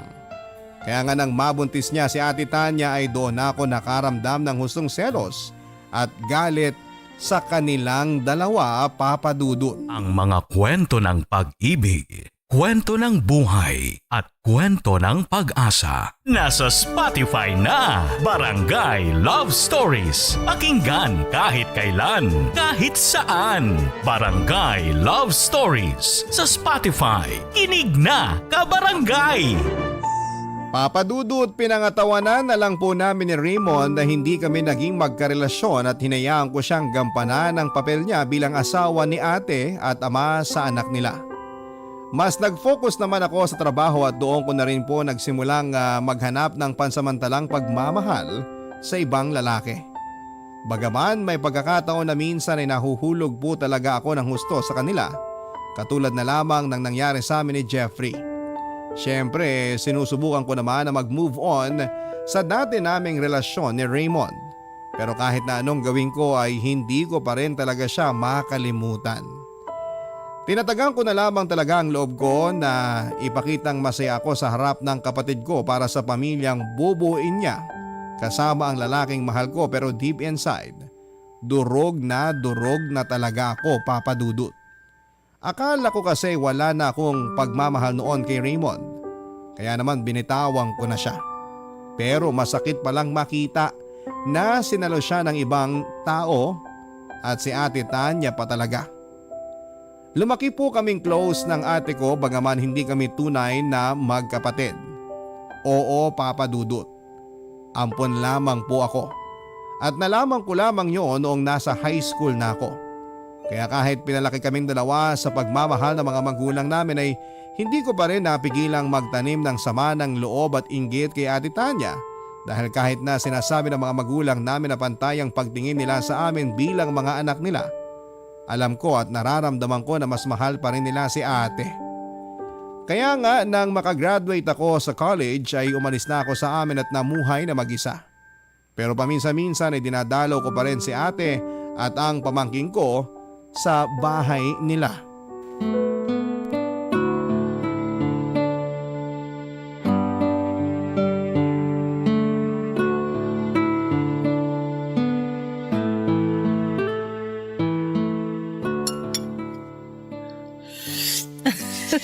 Oh, dahan-dahan. Grabe ate, namiss ko talaga tong bulalo mo. Walang katulad to, promise. Tignan mo to ng bola pa. Balita ko mas masarap ang mga pagkain doon sa Maynila. Iba pa rin yung luto mo, the best. Pero seryoso ha, namiss ko talaga ang mga lutong bahay mo ate. Tingnan mo, ganado talaga akong kumain. Tsaka na muna ako magda-diet, susulitin ko muna itong bakasyon ko rito. Anong diet? Hindi ka naman mataba para mag-diet ah. Si ate talaga, hindi lang naman para sa mga matataba ang pagda-diet. Siyempre nagkakaedad na tayo, dapat mas maging maingat na tayo sa mga kinakain natin. Alam ko naman yon, kaso sa itsura mo, mukhang hindi ka naman nakakakain ng maayos. Tsaka tingnan mo ang itim na ng eye bags mo. Pambihira, natutulog ka pa ba ng maayos? Oo naman. Stress lang siguro ako sa work kasi alam mo na, ang daming ginagawa. Minsan nga hindi na rin ako nakakakain sa tamang oras kasi uunahin ko pa ba yun? Ay nako, mali pa rin yon. Paano na lang kung bigla kang mahimatay habang nagmi-meeting kayo dahil nalipasan ka ng gutom? Paano kung magkasakit ka o magkaroon ng ulcer? Sino na lang ang iintindi sa'yo doon nandito ako sa Bulacan? Ate naman, 29 years old na ako, kaya ko ng sarili ko, no? Sus, palagi namang ganyan ang sinasabi mo. Pero sigurado ka ba talaga na tungkol lang sa trabaho ang dahilan kaya ka nai-stress? Baka naman may hindi ka sinasabi kay ate. Uy, ano ba yon? Ay, Ate Tanya naman eh. Ay sus, tigil-tigilan mo ako sa kakaganyan mo ha. Kilalang kilala kita. Ako na ang nag-alaga sa'yo simula nung bata ka pa kaya alam na alam ko kung may hindi ka sinasabi sa akin. Hindi naman kita pipiliting magsabi kasi alam ko personal mo pa ring buhay yan. Malaki ka na. Pero kung kailangan mo ng maiiyakan o makakausap sa kung anumang niyang pinagdadaanan mo, nandito lang naman ang ate. Oh, hala. Kasasabi ko lang, ano bang problema kasi? Tungkol ba to sa lalaki? Ganun na nga, ate. Iniwan ka na naman katulad ng dati. Oo. At hindi ko pa rin maintindihan kung bakit paulit-ulit nila akong sinasaktan. Maganda naman ako, mabait, matalino, mapera din naman. Kaya ano pa bang hinahanap nila na hindi nila makita sa akin? Ay, alam mo, hindi naman kasi ganun ang pag-ibig. Hindi porke gusto mo ang isang tao, magugustuhan ka na rin niya. May prosesong pinagdaraanan ng bawat relasyon. At kung sa huli hindi pa rin kayo pareho ng nararamdaman, hindi mo pwedeng ipilit na maging kayo. Kahit nag-aano mo pa kamahal ang isang tao, kailangan mo siyang palayain para hindi na kayo parehong masaktan. Nasasabi mo lang yan kasi successful ang relationship niyo ni Kuya Raymond. At meron kang maayos na pamilya. Samantalang ako, kahit halos nasa akin na lahat, wala pa rin nagmamahal. Uy, ano bang sinasabi mong wala nagmamahal sa'yo samantalang nandito kaming pamilya mo? Kara, mahal ka namin. Tsaka yung sa amin ng Kuya Raymond mo, hindi rin naman perpekto yun. Marami rin pinagdadaanan ng relasyon namin. May mga pagkakataon na nag-aaway rin kami pero sinisiguro namin nagkakabati rin kami kaagad. Kahit na, naiinggit pa rin ako sa inyo ni Kuya Raymond kasi masaya na kayo sa buhay ninyo. Alam mo, hindi ka dapat mainggit sa amin dahil darating din yung lalaking magmamahal sa'yo ng totoo. Yun bang hindi ka naiiwan, sasaktan o pagmumukhaing tanga? Aray naman, sakit naman nun. Baka tanga ka naman ate, grabe. On point ba? Sorry na. Pero seryoso, huwag ka lang mawalan ng pag-asa. Sa ngayon, enjoyin mo na muna yung pagiging single mo katulad ng pag-e-enjoy mo sa mga putahing luto ko. Mabuti pa nga. Palagi sa akin sinasabi ng ate ko na masaya siya dahil naging kapatid niya ako. Na maswerte raw siya dahil hindi siya naging mag-isa habang lumalaki. Noong una akala ko ay totoo ang mga sinasabi niya hanggang sa isang beses ay narinig ko ang pag-uusap nila ng mga kaibigan niya sa phone tungkol sa akin at kung paano siya naiinis sa mga magulang namin dahil inampon pa nila ako. Na kung paano siya naiirita sa tuwing nagkukunwari siyang mabait at mabuting kapatid sa harapan ko kahit na ang totoo ay ayaw naman talaga niya sa akin. Simula ng araw na yon ay kinamuhian ko na siya pero hindi ko yon pinapahalata lalo na kapag nasa harap kami ng mga magulang namin. Pinangangatawanan ko ang pagpapanggap na masaya pa rin ako sa pamilyang umampon sa akin hanggang sa nakagraduate na ako sa college. Simula noon ay pilit ko na silang kinalimutan. Tawagin niyo na po kung walang utang na loob pero mahirap sabihin na meron kang pamilya kung hindi naman pala totoo ang pagmamahal na ipinapakita nila sa iyo.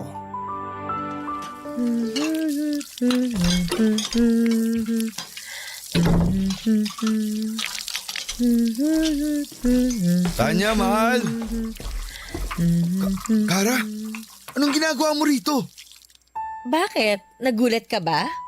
Hindi mo inaasahan ang pagbisita ko? Alam ba to ng ate mo? Siyempre. Sa katunayan, siya pa nga nag-imbita sa akin. Namimiss na raw kasi ako ng anak niyo, kaya ayun. Siya nga pala, nandito rin ako nung isang araw kaso ikaw naman yung wala. Sayang, hindi tayo nagkita. Halika nga rito. Huwag mo akong hawakan! Buwisit ka! Ikaw ang buwisit! Gusto mo ba talaga makita tayo ng ate mo na may ginagawang kung ano? Huwag kang nga parang tanga dyan. Wala si ate. May biniling rekado dun sa tindahan. Tsaka ano naman ang gagawin natin na kinatatakutan mong makita ng kapatid ko? Ay, buwisit ka talagang babae ka. Itiwan mo ako! Aray, ano ba? Makatulak naman. Parang hindi ka nasarapan ah. Aminin mo, hindi mo namiss ang halik ko?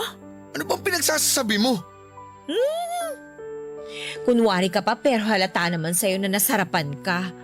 Sigurado ka bang nasasatisfy ka ng kapatid ko sa kama? O baka naman binibitin ka niya? Kilala ko yun eh. Mahina ang resistensya nun. Hindi nga nakakatakbo ng malayo yun tuwing may palaro sa school namin dati. Bakit mo ba ginagawa to? Bakit mo ba kami ginugulo? Hindi ka ba masaya para sa amin ng ate mo? At gusto mo pa talagang sirain ang pamilya namin? Ganyan ka na ba talaga kadesperada? Kilabutan ka nga. Ako? Kikilabutan? Hoy, sandali nga ah. Ako ba talagang dapat kilabutan dito? Samantalang sa ating dalawa, ikaw tong mukhang nakukulangan sa ate ko. San mo na naman nakuha yung hinala mo na yan? Nakita ko yung cellphone mo. Naiwan mo raw sabi ni Ate Tanya. Kaya ayon, pinakialaman ko muna pag alis niya. Hindi mo naman sinabi. Hindi ka pa pala nagpapalit ng password? Nabuksan ko tuloy yung cellphone mo. At ang dami ko nakita. Kung sino-sinong babae ang chinachat mo at puro kalaswaan ang pinag-uusapan ninyo. Swerte mo lang hindi makalikot si Ate Tanya kaya hindi nabubuking ang kagaguhan mo. Pero mukhang malapit na niyang malaman dahil sasabihin ko...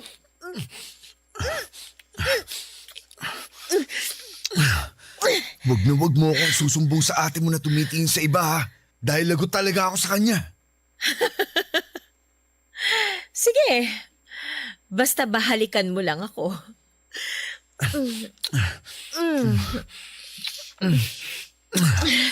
Grabe, hindi ko akalain na namiss ko ang mga halik mo, Kara. Sabi ko naman sa'yo eh.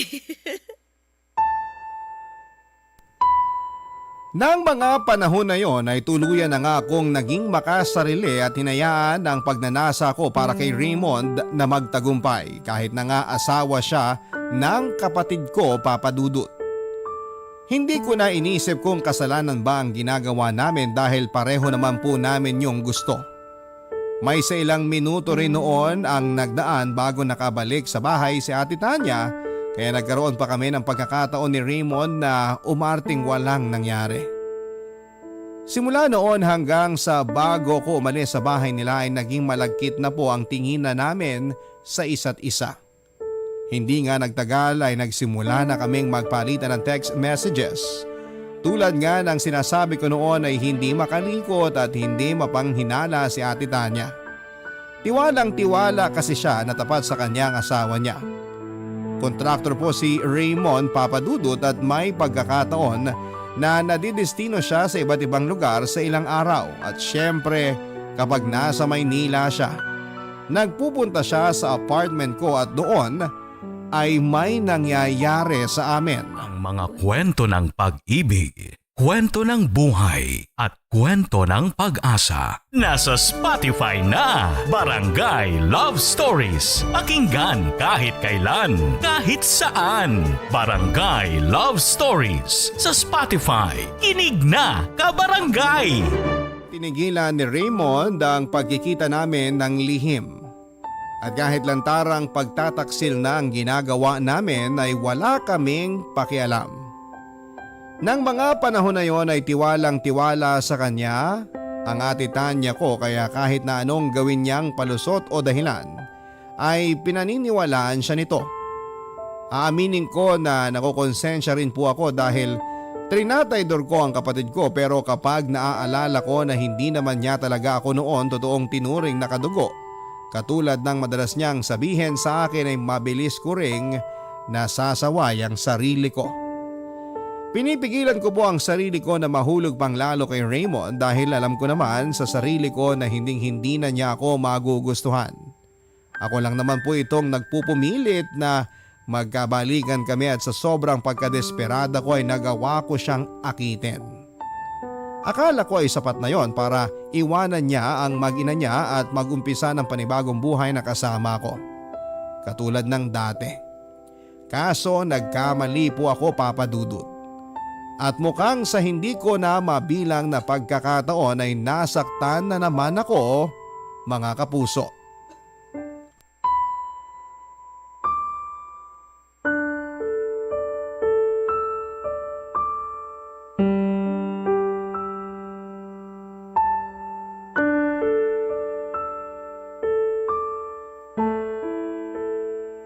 Sandali nga, Raymond.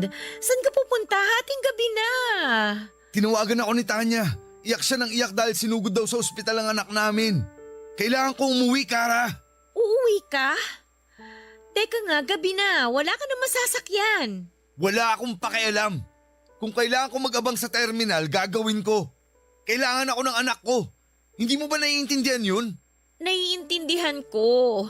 Kaso paano na lang ako kapag umalis ka? Magkikita pa ba tayo ulit? Yan pa talaga ang naisip mo samantalang nasa ospital ang anak ko, Kara? Nag-iisip ka ba talaga? Saka anong paano ka? Bakit, may tayo ba? Wala naman, di ba? Sino ka ba? Pero may nangyayari sa atin Akala ko kasi. Akala mo lang yun. Bakit? Nag-assume ka ba talaga na magugustuhan ulit kita tulad nung dati? Sex lang ang habol ko sa'yo, Kara. Yun lang. Wala nang iba. Kaya pwede ba tigilan mo ako sa ganyan mo? Walang iya ka pala talaga eh! Aray ko, ano ba? Siraulo ka na talagang babae ka! Ikaw ang siraulo! Ang kapal naman ang mukha mo! Paano mo naatim na sabihin sa akin ang tungkol sa bagay na yan pagkatapos mo magpakasarap kasama ako? Tapos ano? Magkukunwari kang responsableng tatay dyan sa anak nyo ni ate? Kahit na hindi mo nga siya maalala nung may nangyayari sa atin! Napakagago mo! Lalaki ako! May pangangailangan! Nagkataon lang na sa'yo ako nasasarapan kaya binabalik-balikan kita. Pero kung papipiliin ako sa inyo ng anak ko, mas pipiliin ko ang anak namin ni Tanya. Saka sinabi ko naman na sa'yo noon na hindi na kita mahal. Ilang beses ko bang dapat ulitin sa'yo para maintindihan ang mapurol mong utak? Nakakabwisit kang babae ka. Napaka-ambisyosa mo na nga. Mapalakit ka pa! Ikaw ang buwisa dahil ginamit mo lang pala ako! Napakasama mong tao! Anong ginamit? Wala akong ginagamit, Kara. Dahil pareho nating ginusto na may mangyari sa atin. Tuwang-tuwa ka pa nga ha? Buwisit ka talagang babae ka! Bakit mo ginawa yun? Napakakapal na mukha mo! Lumayas ka sa harapan ko! At huwag ka na magpapakita sa akin dahil sa gana sa buto yung galit ko sa'yo! Aalis talaga ako! Hindi mo na ako kailangang ipagtabuyan, no? Iiwan talaga kitang baliw ka!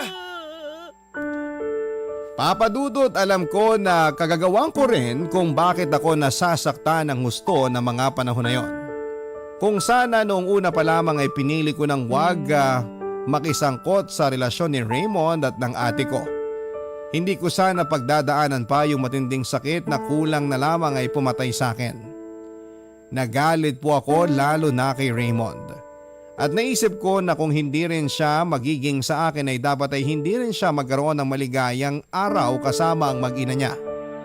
Aaminin ko na pumasok talaga sa isipan ko na sirain ang pamilya nila sa pamamagitan ng pagsusumbong sa ate ko ng mga nangyari sa amin ang asawa niya. Pero sa huli, hindi ko na lamang po tinuloy ang plano kong yon, Papa Dudut. Alam kong huli na ang lahat dahil may nangyari na sa amin ni Raymond pero nang panahon na yon ay pumasok sa isipan ko ang anak nila, Papa Dudut. Bigla ko kasing nakita sa kanya ang sarili ko.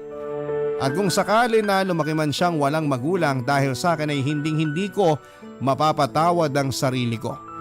Pero syempre, hindi lahat ng lihim ay maitatago habang buhay.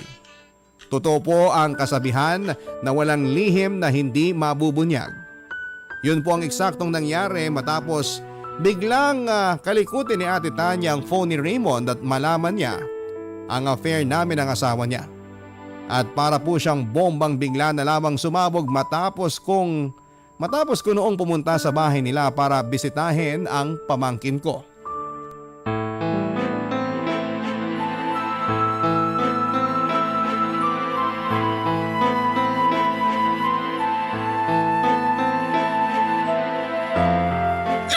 Napakawalang yamong babae ka! Alam mo ka mo na magpakita sa amin! Ha? Bakit mo ako sinasabunutan? Tinatanong mo pa talaga? Kung tutuusin, kulang pa nga ng pananabunot ko sa'yo manitigan! Ate, ano ba? Ano ba pinagsasasabi mo? Nagpunta ako rito para bisitahin yung anak mo. Talaga lang ha? Ano ko ba talaga? O ang asawa ko? Ano bang ingay yan? Natutulog ang bata.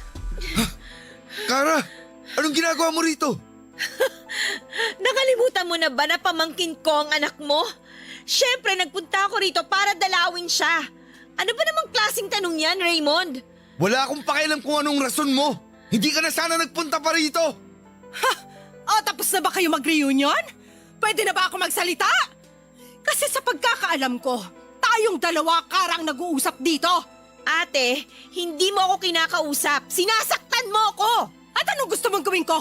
Yakapin ka? Maging masaya sa pagdating mo katulad nung dati? Aba, sira ulo na ako nung kusakali kasi ano ka? Sinaswerte? Hoy, babae! Alam ko nang ginagago niyo ako ni Raymond! Hindi ka makapagsalita kasi totoo! Walang niya ka talaga? Aray! Uy, ano ba? Tumigil na kayo! Tawag ka lang, nasasaktan ako. Ano ba? Dapat lang yan sa'yo! Kasi napakalandi mo! Tama na Huwag mo sabi! akong hawakan ng didiri ako sa'yo! Hinintay ko lang talaga na pumunta si Kara dito bago ako pamutok ng ganito, Raymond! Hindi porke inamin mo sa akin na wala kang nararamdaman sa kapatid ko at ako at ang anak natin ang mahal mo, ligtas ka na sa kasalanan yung dalawa! Napakasama nyo! Bakit nyo ito nagawa sa akin? Wala akong kasalanan dito, Tanya! Inakit ako ni Kara! Siya ang unang umalik sa akin! Binlockmail niya ako na magsusumbong sa'yo! Natakot lang naman ako na masira ang pamilya natin! Kaya kahit labag sa loob ko, pumayag ako sa gusto niyang mangyari! Hindi ko naman alam na magtutuloy-tuloy yun eh! Aray! Hoy Kara! Namumuro ka ng hayop ka ha! Wala akong pakialam! Ang kapal ng pagbumukha mong indiin ako sa kasalanan, pareho naman nating ginawa! Napakagago mo, Raymond! Di ba? Sinabi ko na sa'yo na lubayin mo kami ng mag-ina ko. Pinagtabuyan na nga kita sa buhay namin, pero balik ka pa rin ng balik. Para kang kabute, sulpot ka ng sulpot. Bakit ba hindi ka na lang mawala? Ate Tanya, huwag ka maniwala sa hudas na yan. Ako ang paniwalaan mo dahil kapatid mo ko, di ba? Hindi kita kapatid! Wala akong kapatid na ahas at mang-aagaw!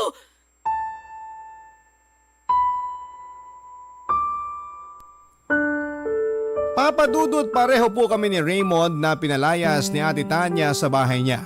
May punto na kulang na lamang ay pagsusuntukin ko na ang walang hiyang lalaking yon dahil sa kasinungalingan niya. Pero sa huli ay pinili ko na lamang po na umalis na lamang. Sobra-sobra po ang pagsisisi ko dahil hinayaan ko pang umabot sa puntong yon ang lahat. Lalo na kung sa una pa lamang ay iniwasan ko nang tumikim ng kasalanan. Papadudot at mga kabarangay, alam ko na marami sa atin na mga nakikinig ngayon na magsasabi na deserve ko ang nangyari sa akin ito. At oo, yun din po ang nasa isipan ko ng mga panahon na yon. Kaya nga labis-labis ang paghingi ko noon ng tawad sa kapatid ko kahit na puro mura at pangiinsulto lamang ang inabot ko sa kanya. Bukod doon ay lumuhod din ako at nagmakaawa sa mga magulang namin dahil nga sa mga nangyari. Sa kasalukuyan ay hindi pa rin po kami nag-uusap ni Ate Tanya, Papadudut. At ang huling natatandaan ko ay naghiwalay na rin sila ni Raymond. Kinakausap pa rin naman na po ako ng mga magulang namin at nagpapasalamat ako sa kanila ng husto dahil kahit na nakagawa po ako ng pagkakamali ay hindi nila ako kinamuhian. Pare-pareho na lamang po kaming umaasa na sana isang araw ay tuluyan na akong mapatawad ni Ate Tanya. Napakalaking aral po ang itinuro sa akin ng karanasan kong ito, Papadudut.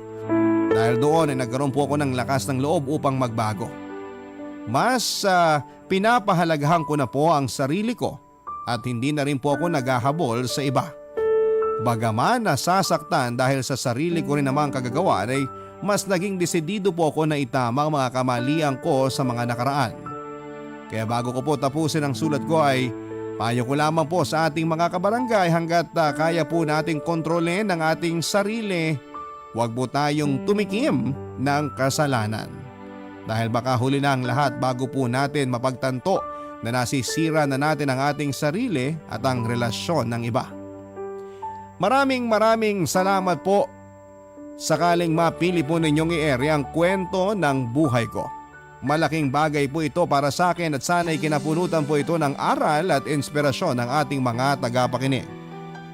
More power po sa Barangay Love Stories.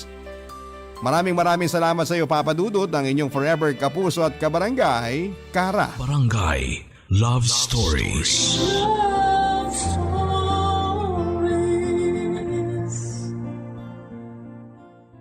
Barangay LS 97.1. 97.1. Number 1. Forever.